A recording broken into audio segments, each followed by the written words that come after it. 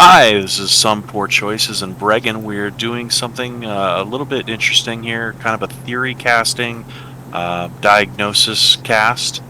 So we might be pausing to talk about what happened in this series and some mistakes maybe to avoid. Bregan, of course, everybody knows, very talented, does the voice cast, one of the most knowledgeable people in Phantom Dust. Me, I'm funny occasionally. So, we're pretty equal talent-wise, so let's get this started. I really appreciate that intro. I think it's extremely accurate. So we're going to be doing the VOD review of the match that took place yesterday, the third and fourth place decider between Zemixy and Fatnerd versus SindarkFatez in the Lone Cabin. A couple things to touch on before we jump in. One of the things, we'll try not to belabor the point too much, but I've mentioned this in a couple different places, but one of the biggest things for a new player or an average player to go to try and improve to being a great player is going to be defense timing and making sure to play more defensively. We'll be still pointing that out, especially when there's egregious mistakes, but we'll try not to belabor it too much because that's going to be a general error that's expected, right? And I think people can pick up on that one a lot more times more easily without us. It doesn't take an analyst to point out and say they had a shield in their hand that would have blocked the attack and then they didn't block it, right? Anybody can see that. Right. Plus, we don't want to keep attacking them because they don't know how to defend themselves. Yeah, exactly. And we're going to be trying to do this from a constructive perspective as well, right? We're not here to just be like, oh my goodness, look at Zemixy getting carried by Fatnerd again, right? No, we're going to be talking about the problems that different players have that we see, and we're going to try and frame it all constructively. This is what you should be doing. This is how you fix this kind of error. And for another, we're going to be watching from Zemixy's perspective alone. So it's going to be a lot easier to pick up on what Zemixy is doing wrong versus other players who will be off screen a lot more of the time. So if it comes off that we're focusing on Zemixy and it makes it sound like Zemixy's the worst player in the room, that's not the case. It's just a causality of us watching only from their perspective. Yeah, when you can see everything they do, you're going to see more mistakes. That doesn't mean that Sindark or Cabin or Fatnerd aren't making mistakes. We just may not be able to see them as easily. So that said, let's go ahead and jump in. We'll be, going at normal speed. There may be times where I decide to slow it down, and we'll pause, rewind, things like that. We can just take a look here at the start. What Zemixy's doing seems like a good idea here. They've got enough aura. They've got a shield. Lone Cabin has a good aura start, so he could have some offensive capability here. But they're shieldless, and they don't have a partner near them. So moving up to throw the Fire Gehenna here, I think is a fine idea. Yeah, I like the idea of early pressure. You're not really worried about aura, vicious balance. You do see a purple in the other hand if you're looking at Sindark's hand. But again, because your aura is lower, I wouldn't worry about it, plus you have a shield. I mean, you do see here, the partner moves up, and there was no awareness of that. So they did need to be watching where Sin was, and they're caught completely unawares with that Dragon Slayer. Not that it bothers them that much because they've got the photon barrier, but it could have led to a bad situation, especially considering Lone Cabin had the Lightning Sword. If they'd managed to combo that together and there were two other shields of consequence, that could have been a really nasty exchange there. With the Fire Gehenna as well, when we look back, moving up this close before firing it, I think may have been an error. So if it were me, I probably would have fired it right about here. The only thing from right there, and because you're a jumper, that angle will work for you. Cartwheelers have a lower release. I think your angle's still going to hit banister from there. It could, but I'm thinking more just about where the opponent is. I think actually here I would be turning to check where the other partner is and pulling backwards, right? You don't want to shoot Fire of Gehenna very close. And so continuing to walk forward, not checking where the partner is, and then walking up. Look, he's stopped, right? He's not walking towards you anymore. And then you walk even closer, which gives him the room to get into safety with the sword. Right, your range there is just way too close. You did get the good hit off, but it works out. Yeah, they got the bolt true or whatever, the Halo 2 term with the shotgun. And it worked out, and it was okay. Dragon Slayer doesn't do much either, and then they're thankfully not close enough to combo it because Sin doesn't wait for the combo either. But I think it would have been better to check where the partner is and then pull back, and you have a much better chance of hitting the Fire Gehenna if you can draw Lone Cabin to come around the corner into the same lane you're in. Whereas when he's back there, it's easier for him to cartwheel. And I don't have their audio, but so yeah, I agree. It's a little bit potential tunnel vision. Fatnerd, though, should potentially have eyes on everything as well. Partner callouts are huge. If you see, and it was great, probably callouts from Cabin saying, "Hey, come help me out," because Sin clearly come to the back. They could have turned that into a nice pincer. So I just highlighting, not only do I you feel need to be aware of like yourself, I Sin think did being aware of your misplay a little partner. there. If he was going to throw the Dragon Slayer and he didn't have a way to follow it up, he should have tried to wait until Cabin was in range to follow it up. I mean, okay, peak optimal, save your Dragon Slayers to combo them. But if the conversation is, hey, I'm getting pressured and I need help, and that's just why they came in, just to try to pull them off, mission accomplished. Is it the most optimal way to pull them off? No. But I'm not mad at that. I think also maybe if we know that Fatnerd, because we see him walk up and now hit Lone Cabin with a rock shot, right? Right. If we had just kept the pressure on with both of them, that could have been a 10 damage combo. Or even from the beginning, if Fatnerd had responded more quickly and they had walked up, Fire Gehenna and rock shot at the same time, that's a potential 10 damage versus 6. Yeah, once Sindark leaves here, although you're getting big damage, I mean, if you're going to coordinate with Fatnerd, if you guys could have stayed on Lone Cabin, isolating partners, especially if somebody's going back to base, is a huge way to get nice early kills and body defenses. And that's what they're doing now. So we see that they've got Lone Cabin, but now he's had time to go get a shield. They do get a good hit onto Sin on the retreat with the Fire of Gehenna, but this is where we wanted. Now we've got Lone Cabin chased out of his base. If we'd done it sooner, then he probably wouldn't even have a shield. Yeah, and this is where I think Zemixy's going to get in trouble, because the Gehenna's not going to be completely versatile to keep throwing, and you're starting to get aura screwed. They do go back to their base, but I don't think they really start to dig. Yeah, Lone Cabin, he breaks the glacial wall here, which is a rough situation. So Lone Cabin has not had a lot of free will here. He's kind of been forced into a lot of his choices by the early Fire Gehenna pressure. And then jumping down from his base, it's hard to say. With the Fire Gehenna on one side and the rock shot on the other, I think somebody has to be on Fatnerd. So jumping down while SindarkFatez is going back to his own base, I think that might be the best play there for Cabin.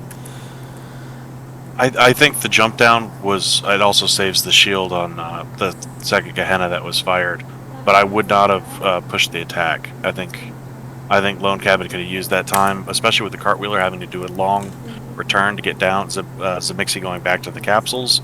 That's when you take the time to isolate and run back. I mean, Sindark can even cover your retreat by getting Fatnerd's attention there. All right, so I think my next thing here is Fatnerd's kind of stuck in a 1v2. Yeah. Zemixy was frozen, and that would have been a great time to look at all the capsules. But we see them walk through all of the capsules twice. There's a good, I'd say, 15 seconds of waffling here that could have been done. Check your capsules while frozen, pick what you want to get, and move on. I see the reasoning is you have clearly Gehenna's your main carry, you have Wings of Hope because you're afraid of the health cost.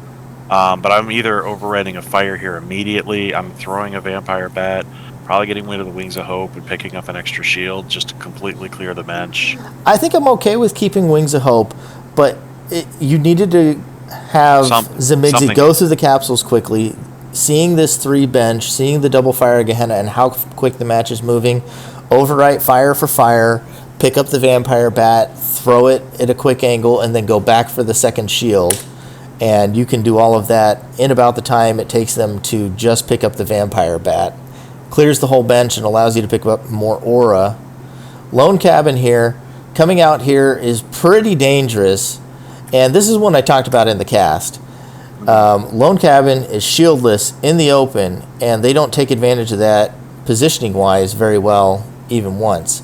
Moving over here to stay next to him is kind of a bad idea. You do see the crawlers coming there, though, but I'm not sure Zemixy even noticed the crawlers.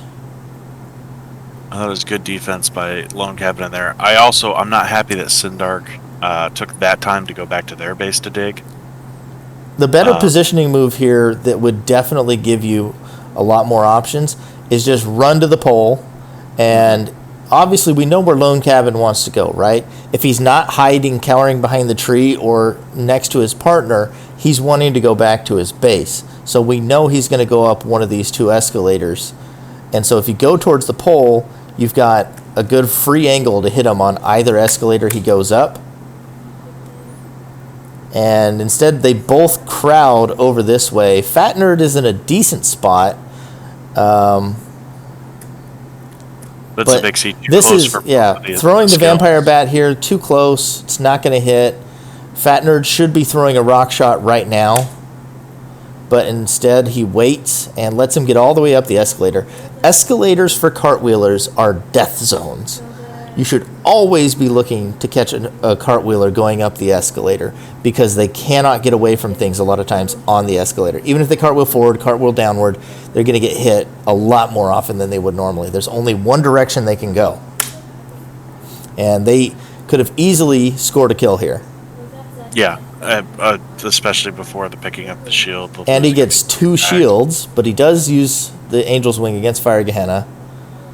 Fatnerd jumping down for an angle, and maybe because Sindark was drawing attention. I don't agree with that. I mean, even once he picks up the shield. Yeah, I think if he just stayed up there and just kept throwing rock shots from the back of cabin space, maybe score a cheeky hit there. It's really hard to defend in your base because there is the real risk of overwriting. If you've got him using Angel's Wing on top of his capsules, not only is he probably going to lose that shield, he might overwrite it himself. Fatnerd right now as well. He lost a sword, but he still has the rock shot. I think he should have just stayed near Zemixy. Being stuck over here on the opposite corner of the map, not just one-on-one with Lone Cabin, but SindarkFatez is able to attack from the other side. Yeah, I think it's just a positional error. I'm assuming has taken the time to dig and now has a more optimal hand. Yeah, it's hard to say what's going on with Sin because I can't see what his hand has looked like, but he has been exceptionally slow. But he's dropped the crawlers, and this is where we just see Sin go crazy. Yeah. So we see Sin just comes in and unloads. He's just got the big boy skills. 3 damage on a Fatnerd there, puts him into one shot. Zemixy's at 10, and so this is where you see Fire Gehenna starts to, bring you down as well. We've had a dominant game out of them so far, but now they're down to 7 and 5, right? Fatnerd has taken the damage he's taken playing frontman, and Zemixy on the back line has lowered herself or all the way down to 7 health.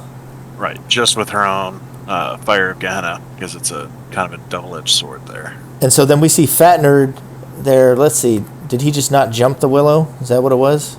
Yeah, he gets hit by the flame sword. The Ran gets launched.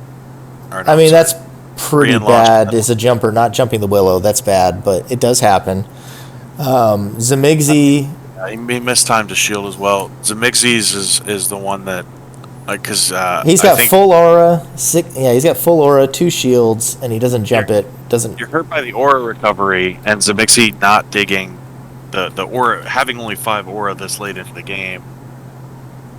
When you've been on your capsules as long as that is right here, this could have been a Darkhold Ran.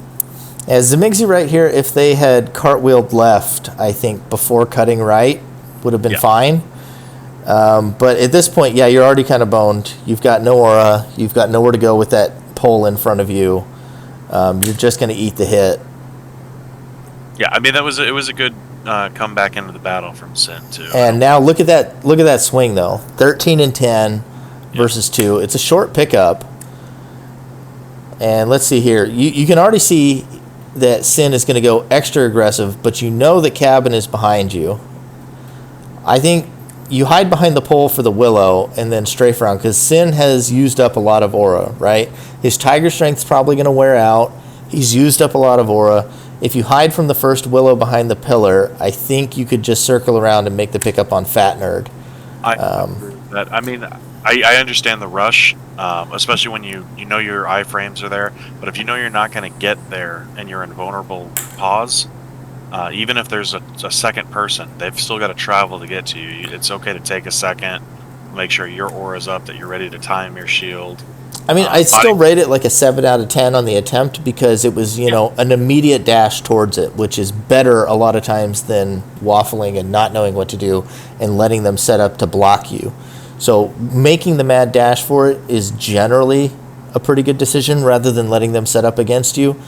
But in that case, I think a quick sidestep behind the pillar for that willow and then strafing around the right side would have probably worked a lot better.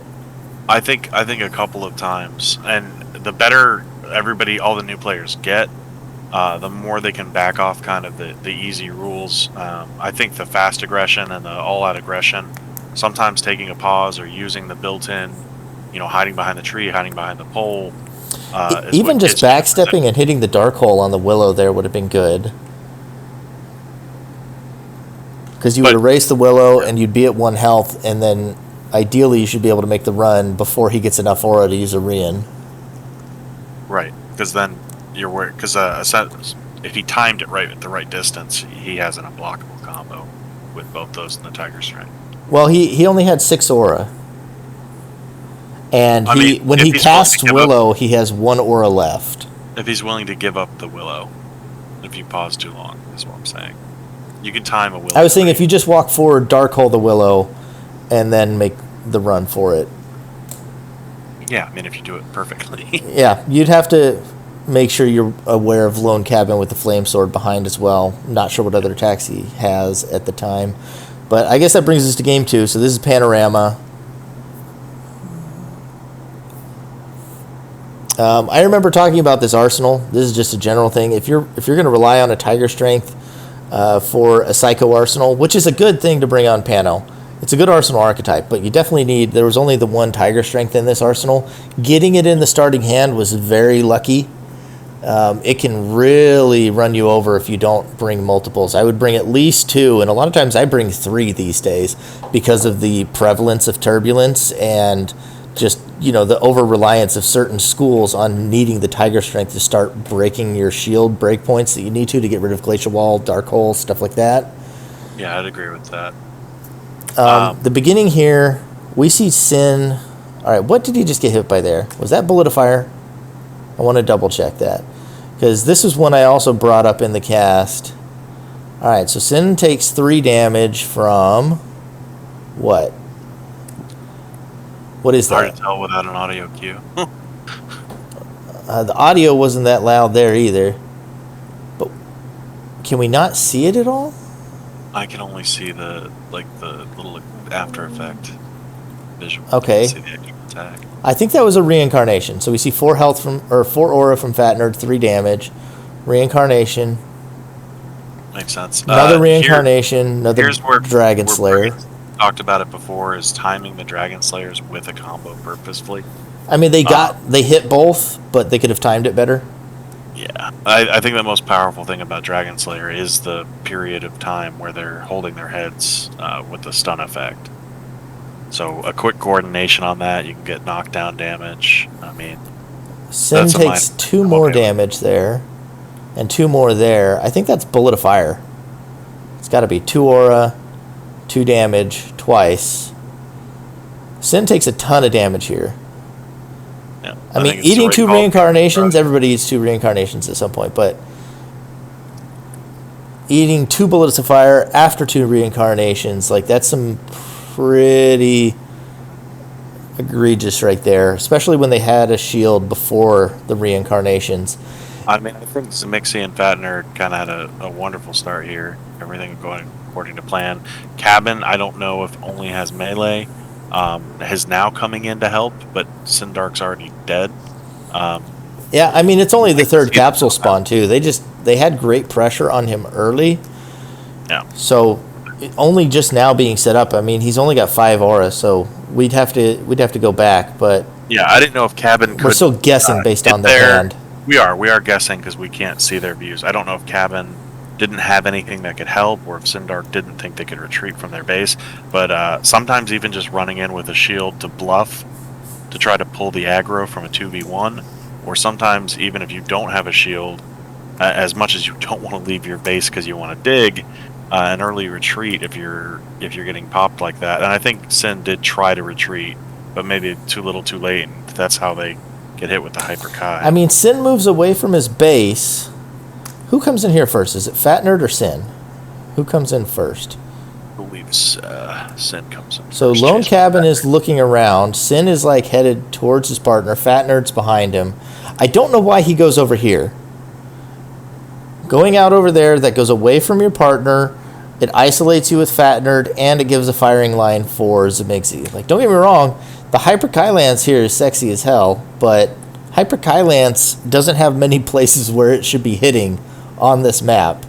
And for moving Sin, over there while Zemixy's up top is one of the only ways you could get yourself hit by a Hyper Kai Lance on Panorama. Yeah. I mean, their partner spawn is in the middle. I don't know if they know. I think at that point they're just running for a staircase for cover. But yes, if you're Oh, going to so run Lone for Cabin cover, does have his spawn down here. Well, yes, I it's guess. in the middle. So they were just, I think, going towards Well, then the spawn. I guess But I Lone agree with Cabin you. decided to run all the way up.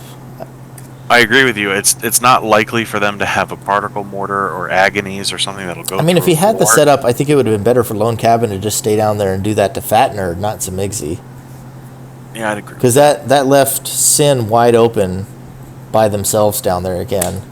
Well, Sin's still wide open and now is taking the damage. I do like the putting the pressure back on Sin. He does have a shield, but he's clearly still dealing with everything else. It's really high tempo. Good Getting game. a ton of use out of this Psycho Blade here.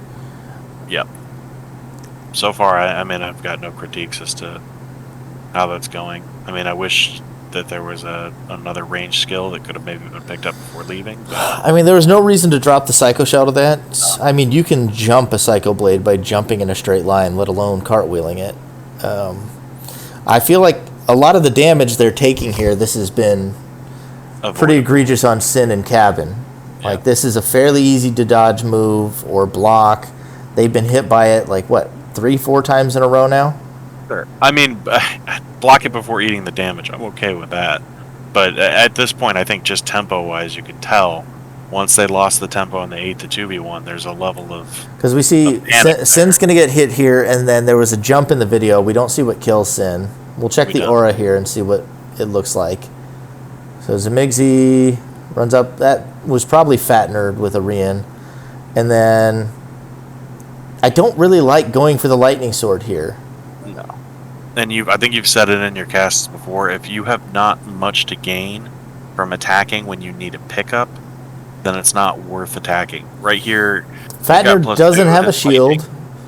Yeah, Doesn't have a health threshold where you're going to create a one-on-one scenario. And you're also leaving yourself open for the Psycho Blade behind you, which you'll see is exactly what happens. They hit for 5, because Fatnerd doesn't do anything to dodge it. But that's not the most egregious thing as a jumper to get hit by a sword in the open, Right. It leaves him wide open for another 7 damage on that. And it's a trade you can't afford to take. We know the partner is back here against the wall, so it takes him further away from his partner and gains him nothing and loses him 7 health. He makes up the pickup there. Cartwheels for no reason there. He could have gotten hit if Zemixy had enough aura. That would have been another hit with Psycho Blade. Right here, he loses the Psycho Shell for no reason. That's an easy cartwheel. Yeah. Okay. Right here though is yeah. Okay, 2 knife grinds in an arsenal. I don't know exactly what Zemixy's arsenal was going to. I made the guess that it was a bravery arsenal with skills that you could burn easily towards like a couple of Excaliburs at the end. But we never see the Excaliburs that I recall to make that call. I do like knife grind as a skill in that kind of arsenal, but having 2 of them here, I feel it's not the most optimal build. I think relying on melee is a little problematic if you're not going to combo it with anything too. That's why the one that I run on Panorama all the time with the Tiger Strength Excaliburs, it has 1 knife grind in it, but it has 2 impact bursts. So So you can just kind of fire and forget and go back, you know. Let's move back a little bit here. See who took damage most recently. All right, let's see. Lone Cabin eats 5 there from what? Knife grind? Yeah, he gets cornered by the knife grind. He's shieldless. There's really not much you can blame him there. Getting chased down as a cartwheeler while shieldless. I do want to say I liked, just because I want to highlight some of the good things I see. Zemixy was in the middle of that fight, went back into the corridor to use Tiger Strength. I think I've seen a lot of people Just Tiger Strength in the open. Tiger Strength, right? Just like, hey, I need to instantly press it so I can be right there on the Psycho Blade, and it just opens himself. A lot of vets get lazy with that too. You'll see that. Yeah. So I really did like that. All right, that was a good cartwheel. Sin trying to fight back with the hyper kick, but that is pretty small potatoes up against everything else considered here. Yeah, it's a little dangerous too, because you're putting yourself potentially in the middle of 2v1. And again, Fatnerd hits for 4 damage while he's got a Tiger Strength on. I'm guessing that's Bullet of Fire. He must have lost the Rien, which is bad. Yep, and then trades out with a hyper kick and then a lightning sword.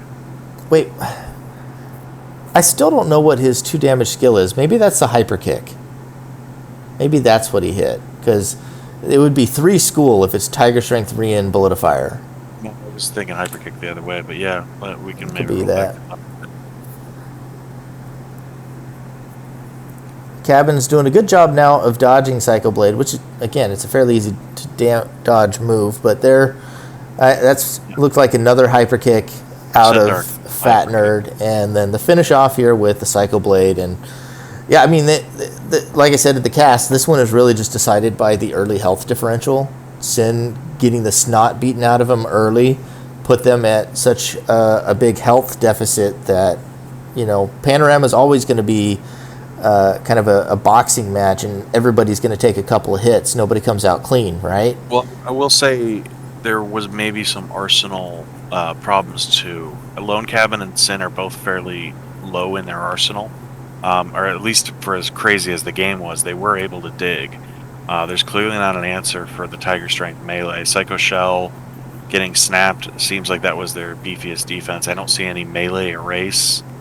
Normally melee erase is good to have, but melee is not your main concern because it's easy to dodge if it's not comboed, but I didn't see a lot of good response to the melee pressure. I thought the melee pressure alone was just kind of tearing them up, and I know some of that is tempo and some of that is the health differential concern, but I mean, I think it's a major component of the game that yeah, they did not seem prepared for that, and you have to be prepared for big melee on Pano. Yeah.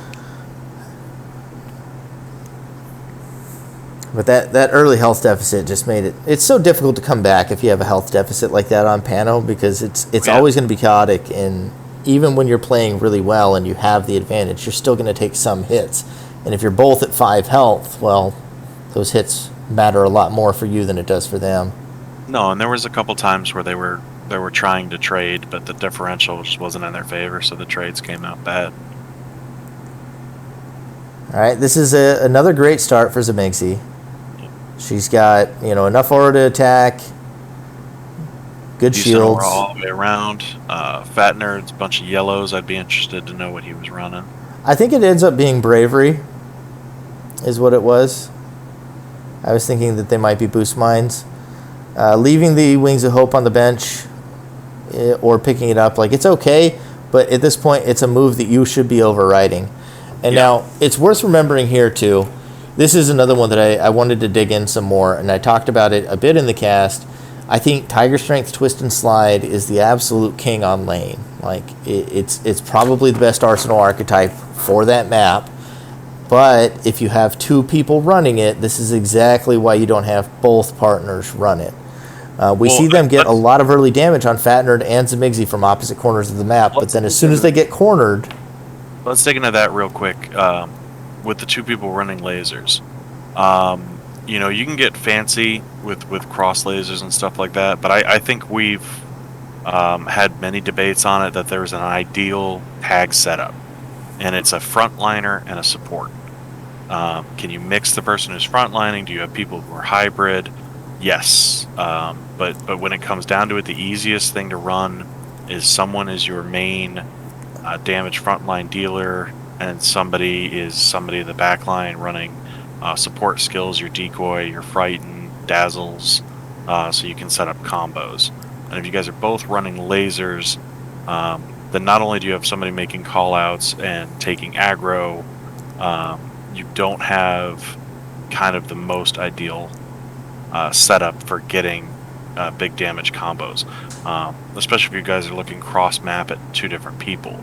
I think targeting the same person for those 2v1s in that support frontliner setup is the easiest way to kill even veterans. I mean, because you can be as veteran as you I want. feel like support does kind of like oversell the point. Like the back line, you can think of the back line as the main damage dealer a lot of the time as it is. In fact, I think more often the back liner is the main damage dealer, as they should be running the blasters and the lasers and such more. And like here, you see, the Tiger Strength Twist and Slide is going to get a crap ton of damage in, and that's good. And that's a good role to fulfill, but you need somebody to be up there with, the Flame Sword and the Brienne, something like that, fielding those people while you get to shoot from the back line. And if you're all back line and then the front, I mean, it's just like a lot of other competitive MOBAs. If the front line in League of Legends gets on, or, other MOBAs gets onto the back line, it's usually game over for the team that their back line's getting run over. And it's similar here. If you have no front line, once their front line gets on top of you, it's a bad day. And we're going to see a lot of that play out. But let's pick out some of the micro as well as the macro. Hybrid things to that, but I just wanted to kind of get that point because I see a bunch of people, or both teams, or both people are running Gehenna, and it's like, well, that's interesting, but maybe not the ideal setup. Yeah, we do see the Bravery come out of Fatnerd right there at 6 Aura. It's a little early, but TBH, they got to be desperate right now. This is a devastating start. We've taken, 13 for Zemixy, 10 for Fatnerd. That's 23 damage total, especially when you have a flash hole and a dark hole across the map. Like, we said we wouldn't belabor the point too much, but that's pretty bad to take 14 damage before you get rid of a laser. And you have the ideal shield to deal with it already. Mm-hmm. And you gave up the flash hole instead of the dark hole. If you see the Tiger Strength, you should know to always lead with the dark hole. But now we see Fate doesn't have his laser anymore. Yep. I don't know what he has for the rest of the game, but losing one laser, I don't see the arsenal. You should have like a bajillion of these slide and twist lasers in there. But he's like completely out of things for a long time here. And now they're able to double up on Cabin with rock shots, with Dazzle. And Cabin's got almost nothing he can do about it now that he's got the front line on his face. He's running, which is probably the right call. Want a front line. But yeah, and again, we are seeing a bit more now. You've got the Dazzle on him. You're trying to combo. You finally isolate because you took the laser, but it just took too long to get to that point. I think the Armoros here, it's actually a pretty good call to just try and catch him in the lift and get some cheeky damage, because you've seen they're both on Tiger Strength lasers. There's no hard stats. It's fully safe to just burn that. Don't lose anything by burning it. You need to burn it to help clear your bench anyway. If you can steal some damage in the meantime, that's great. I mean, I probably would have just overwritten it and kept moving just to save time, but the cheeky damage there could have been okay too. But we see they've got nothing here. Sin's not doing like anything, and Lone Cabin hasn't even been trying to manual lasers. He's just running scared. We see Fatnerd, Dazzle, Railgun, Lone Cabin down. Sin still hasn't had any offense. Now, I might just be overthinking this too. I also would have pulled back in Darkhold once to just open up the Wings of Hope. But that might be nitpicking a little much. I mean, stopping for the photon wave there, I think I would have timed it a little different, like waited until I was beside Zemixy rather than doing it right then. Yeah, and here's where it was an okay decision because he was safe from Fatnerd. Normally I don't like attacking like that, but he clearly doesn't know where his partner is either, and he misses him. He does Well, eventually get him. Fatnerd and Zemixy chasing right there is kind of a problem too.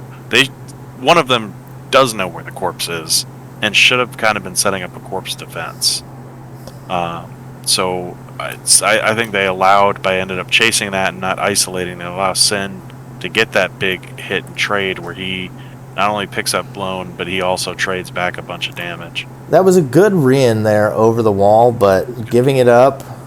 It was a good chase. I think I would have just thrown another rock shot there instead of giving up the re-in. Like, it was a good angle. Either don't throw the first rock shot if you think you can hit that re-in, or throw 2 rock shots. I don't have a problem. I mean, losing re-in is not ideal, but at the same time, when you're that close to closing it out, and you might just be fat fingering as many shots as you can. I mean, if you hit him, it's game over. I'm fine with that. But I see, ideally, you're Fatnerd's out of position too. Fatnerd had the hallway to shoot down. He should have been just manual aiming railgun every time Sin peeks around the corner. Your corpse they probably defense, close it there. Yeah, your corpse defense should have been isolating him out. If he's standing, like, say, either at this wall or maybe slightly uphill right over here, and then firing at an angle that covers, from angle to angle down that hallway every time he peeks around the corner, probably close out.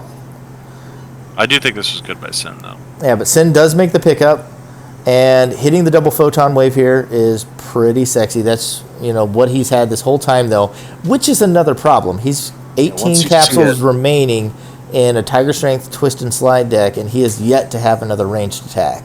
So somewhere in there, I feel like that build has a problem.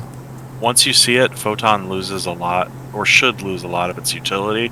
You can think of it more of as a one-off surprise attack and then an anti-melee defense. So he should have had other options or been picking things up. We've seen.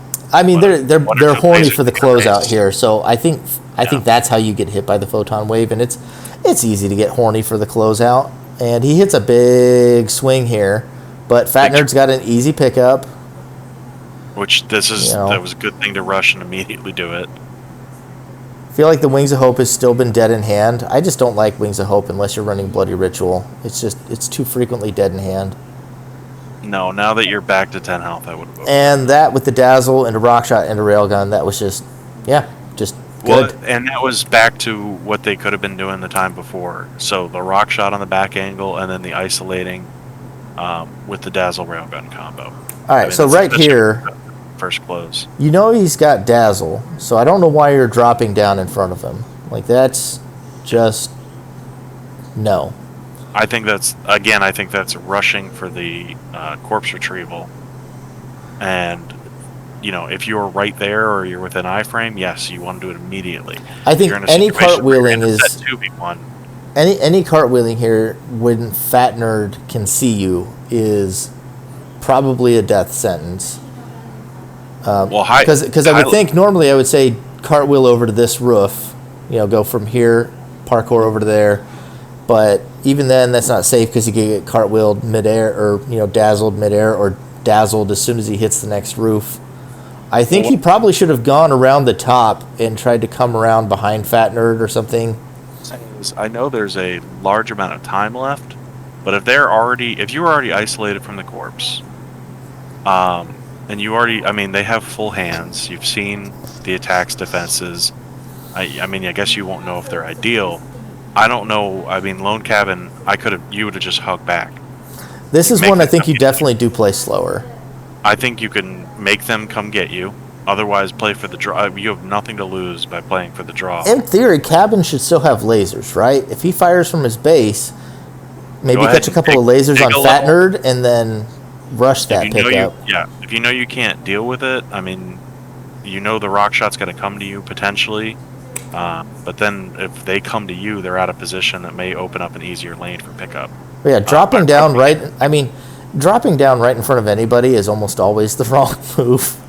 But especially somebody who's running Bravery, dropping down in front of a potential Excalibur or in front of the Dazzle, and you're right in between them, that is probably the worst way to have gone about it. Cabin, we maybe are not giving him enough credit. He may be thinking, hey, I'll tank one hit, and then I'll be able to pick him up within my iframe. But the problem here is that's still not a gamble you should be making here at this point. I don't think. No. never. But I'm saying you could justify the thinking even if it's wrong, but it was wrong. Yeah. Especially and, with that was it. It was a clean finish there. Yeah. There were some problems combo, before that, isolate. but a clean finish. They find the isolate, they find the angles. But yeah, I think tempo wise, all these games have been like everybody has a gun to their head, and it's like it's okay to draw them out or play the proverbial running around the tree game if you have to, if you're in that situation. All right. So first off, I feel like delay bomb just shouldn't be in a tournament. It's funny. It can occasionally get you some cheeky damage, but that's also what bomb does. It gets you cheeky damage more reliably. So just running bomb. Decent start, though, otherwise. Decent aura. I think right here, I mean, obviously, I would overwrite delay bomb because it shouldn't have been there in the first place, but assuming that it was correctly built and there was a bomb instead of delay bomb, I would probably overwrite the Hyper Kai bullet. I mean, I think you could justify what your core skills or your partner skills. I mentioned this earlier too, but you've got to pick up the Psycho Spear and clear it. You just need to move the arsenal along. Pick up the Psycho Spear and clear it. Like I don't care even if you do it non-optimally, so long as you're. Yeah, you didn't have to have the shield just yet. The big bomb there, that was a perfect angle for big bomb and a perfect hit. That was great. That could have also been Psycho Spear, and you could have also cleared your whole bench and then picked up your Psycho Shell. This is, however, why you have to be careful with big bomb. It oh so frequently can do that to you.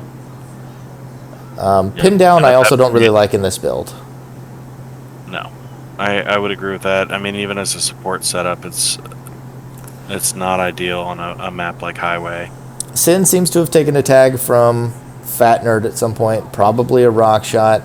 I don't know what Lone Cabin is doing, jumping down to chase with Venom Fang when Zemixy has literally any shield in the game. That doesn't make much sense to me. They also have 2 shields and they ate that big bomb, which, I mean, it's a sharp angle. You know, I can see missing that block even on a veteran player because it's a sharp angle and you don't expect it. But coming down here with 4 aura and then to chase with the Venom Fang, and then there is no reason a cartwheeler should be walking up this staircase against 2 opponents. You're going to be deathly afraid of stairs, and you're pulling yourself in a 2v1. You've only got 4 aura, too. Yeah. You probably don't have enough aura to block twice. Unless your partner was stuck upstairs dying, there's no reason for you to try to go get that much aggro. Yeah. So he got away with just taking an extra 4, but he could have very easily taken 9. Yeah. And there's Big Bomb again. You know. Yeah, at this point, it's been more of a double-edged sword. The gift that keeps on giving. You have to be very careful while using that move. I don't like how little aura. 100% of the damage dealt to Zemixy and Fatnerd has been done by Zemixy. I think Sin's doing a good job. They've only done 4 more damage to their opponents than they've done to themselves with Big Bomb. So it's, you know, as much as we talk about Big Bomb is still a good skill, if you're not comfortable using it, this is the kind of math you have to be looking at. Right now, they've done, 14 damage to the opponents and 10 damage to themselves. And the Big Bomb's only done 5 damage to the opponents and 10 damage to themselves. And so you have to be thinking about what are you really getting out of a skill mathematically sometimes. And I know the situation's not in front of us, but I think you have to make that same determination with environmentals. I've been seeing a lot of Opti with the new players, and you're playing down an Opti and the opponent has vibration lasers. You've got to make the calculation, is this helping me or hurting me as a team? And in this situation, Big Bomb hurting. You maybe don't have to get rid of it, but be much more careful. That was some decent dodging there out of Zemixy. They still take a fair amount of damage doing it, but if the blaster had hit on top of the Rian, that would have been really devastating. But managing to get away from the blaster, probably could have done a perpendicular cartwheel to dodge the Rian. I think Lone Cabin and Sindark coming in like that, though, that was, I think, well coordinated. I'm assuming they talked that out. Lone Cabin looks like they've bravery decisioned now, because they only had 4 aura. They dug some. They lose a glacial wall right there. There was no reason to do so. And they're still flirting with trying to come up this staircase, which they shouldn't be doing. Cartwheeling into the blaster, I mean, you don't have to say too much about that, but that's an easy one that you're just like, yep, that's nope. Dark hole for rock shot. I mean, I'm okay with that from both perspectives. Now running up, again, you put yourself in a this is bad. Okay, Lone Cabin has been digging and gotten into a much better state, right? I don't really like Willow that much on highway compared to Arena in the first place, but walking all the way up that staircase again, which for the 100th time, please stop, and coming up here with only a Willow on the long stretch of highway. Well, it's Why? even worse than that because you've not accounted for all the shields. And his partner's not there. So what is he throwing doing up here? here? You're throwing a Willow at unknown shields, so I don't think if you should have any reasonable expectation of keeping that Willow. You have no partner, and you're a cartwheeler, so your retreat options are going to be only cartwheeling off. You're going to be very limited in the ways you can traverse. Yeah, I don't remember exactly how this goes, but it's not a good place to be. No. Sin, I don't know. At least he realizes it's bad and he goes, Yeah. you know. I'm assuming Sin kind of faked there to maybe buy him some time. I'm not even sure what happened to Cabin's arsenal. Like, he's down to 6 capsules. He just cleared a whole bench of only aura. So I don't know. Maybe he had some bad aura problems early on, but Willow is good here. And that's a good, yes. Throwing Willows down from up top, this is where Willow is good. On the long highway, no, it's bad. Jumping down after that, whenever you see the rock shot, so that he doesn't have the good angles on you, probably also the right call, especially since it seems like Sin is moving in as well. We finally see them pick up the Psycho Spear here. The Willows are good here. They just kind of keep them moving, and Sin is able to get some damage from up top. Zemixy cartwheeling off there is a real big question mark. I'm assuming that's an accident. Yeah. I mean, I think they were worried about the range of the Willow and just didn't underestimated the length they had on the highway to run. But Willow is dodgeable as a cartwheeler. Again, I think you have the Psycho Shell. I mean, it's one of the better defenses I don't see a problem with. Well, I guess that I don't know if they were +5 at that point. Maybe I missed when they were +5. But +3 Willow's not going to crack a Psycho Shell. Yeah, but all right. So this was another one that I talked about in the cast. So Zemixy goes down, right? And we've got a lot of time just staring at their body. But let's see if we can spot where we last saw Fatnerd. Okay, so this is where we last saw Fatnerd. And Zemixy falls off. All right, we know exactly where Fatnerd is when Zemixy dies. And this might be the biggest mistake of the whole set right here, actually. Because Fatnerd doesn't just walk back down and pick up Zemixy. We don't see where Fatnerd goes. We don't see what he does. We can watch the capsule counts here and see if he picks up capsules. Looks like he had, I don't know, Lone Cabin must have tranced, I guess, there. Up to +5. He hits a rock shot onto Sin, but he still hasn't picked up anything. Right? Pushing the attack. But we finally spot him again. He's gone all the way across the map in the complete opposite direction. I mean, this is a decent place to be fighting if you're Rockshot 1v2, but there's no reason for you to be fighting Rockshot 1v2 when you are only about 20 feet away from where your partner went down. no, it was a near uncontested pickup.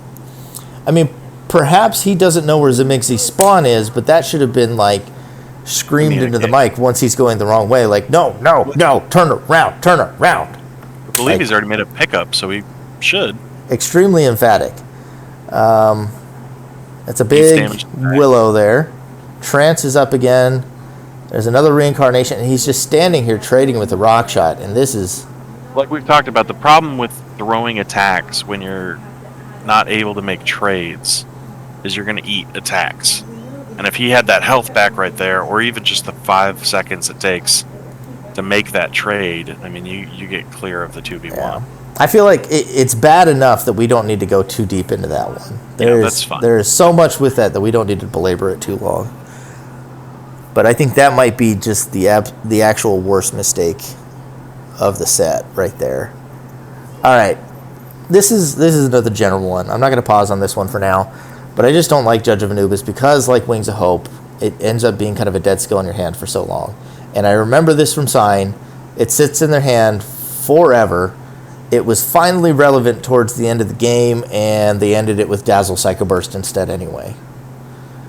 So I feel like you shouldn't have brought Judge of Anubis in the first place, and if you did, and you have this start, you need to just override it.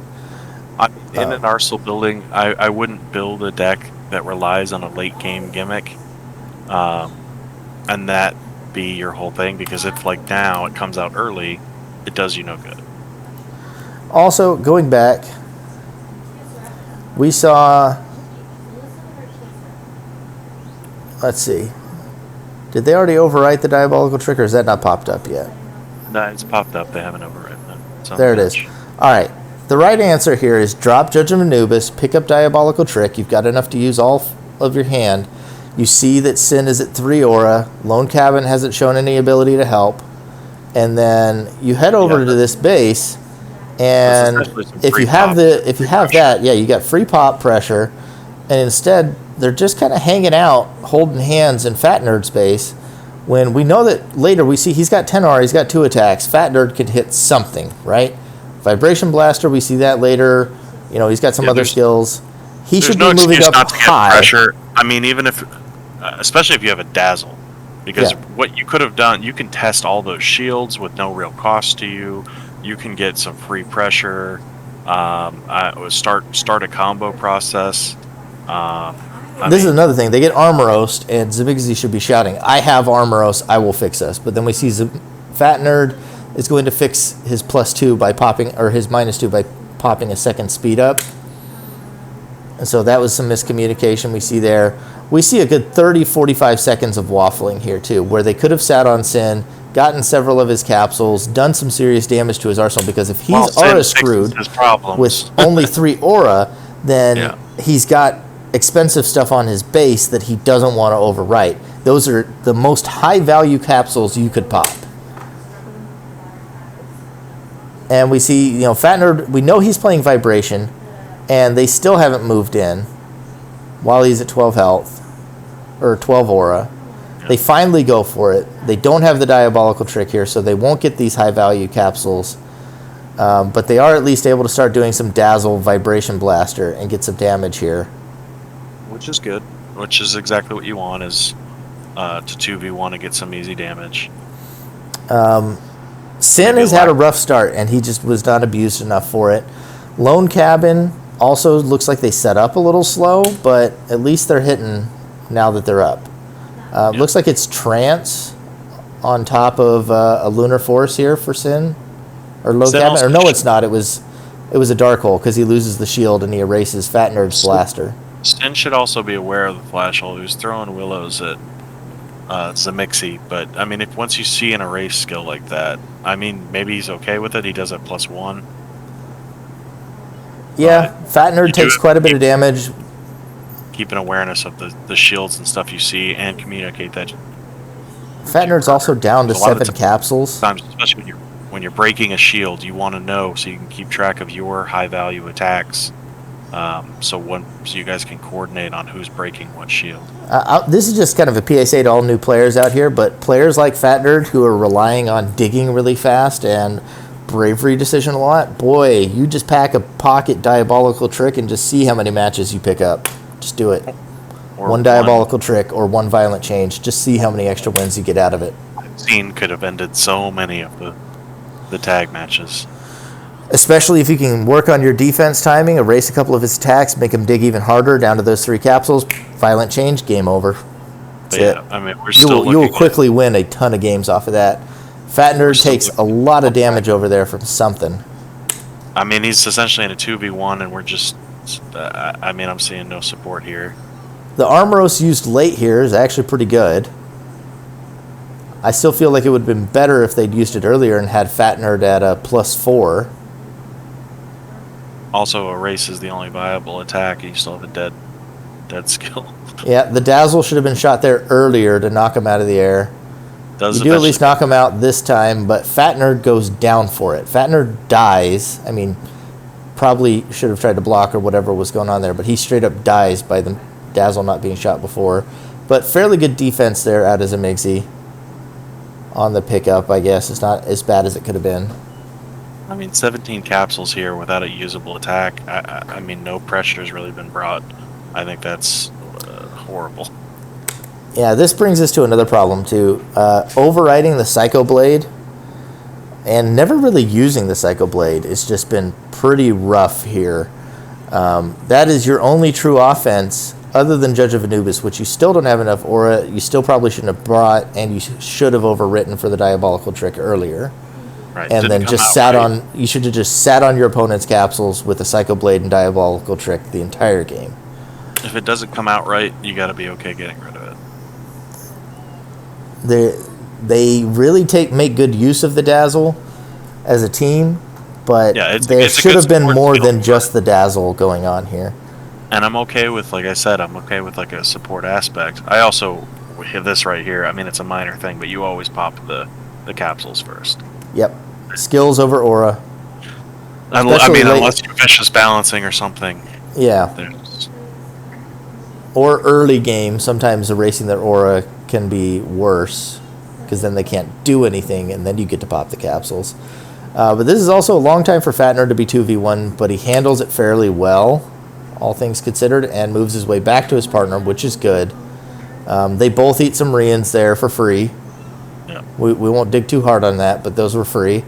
A big damage hit on the Lone Cabin brings the momentum back, because before this, I mean, right now, tell me who wins this match. Yeah, I mean, SindarkFatez and Cabin have all the tempo, the momentum. The only thing that I could kind of critique is you've gotten no pressure from Zemixy, but Dazzle. You're so eager to trade that I think you start giving up those hits. Yeah, as soon as they see this Psycho Burst, I don't know if this is the first time he's used it yet because we're not on camera with him, but walking the sword, hitting the Psycho Burst, I mean, that's some classic Shadow Shield stuff right there. And that's great. And that suddenly brings the game back into a much more winnable position. And you can see Lone Cabin and Sindark, they're like, oh, crap, that's bad. Let's reset. Let's figure something out. Right here, honestly, Sin should have killed Cabin, or Cabin should have jumped off, and they did a full reset. Back to 10 and 10. Because then you're still at 5 and 4 versus 10 and 10, instead of having Lone Cabin one shot away from death, and then Sin possibly put in a bad spot to pick him up. Because I'm pretty sure that's how the game closes out, too. I agree with that. They should have reset. Finally, Judge of Anubis is viable here. But it's still not that valuable because they're at 10 and 3 versus your 5. And you don't have 12 aura. I mean, it's not something you combo yourself either. Yeah. It's just too expensive. Let's see. Still throwing the Dazzle. Lone Cabin up top. He's going to eat a laser. And that's it. Right? He eats the laser. And then Sin is just pinched here. Like, if they had done a full reset, they would be completely fine. He could have eaten a laser and then gotten back up, continued the fight. Sin wouldn't be pinched here, but a cartwheeler between two opponents with a Dazzle and a Psycho Burst is almost an unwinnable position when you're 2v1 like this. If he blocks the Dazzle, there's an equal chance the Fatnerd just hits him even when he blocks. But with the Dazzle, making the nasty curve around the corner... in that position, especially a pincer with a Dazzle, there's not much you can do. The game was lost before getting to that point, but I believe it was theirs to lose that. The game was lost by not resetting. I think they did, yeah. If they had reset, they were in a perfectly fine position, but they threw the game by not resetting there, and then between Dazzle Psycho Burst, it's just, it's over. The thing I think they liked is they did keep putting Fatnerd in the 2v1s. And I think that's how they almost took that, especially when they had the health gap. I mean, if Fatnerd had taken a tumble or their map had opened up a hole one of the two times he went down, I mean, that clearly goes the other way. Yeah. But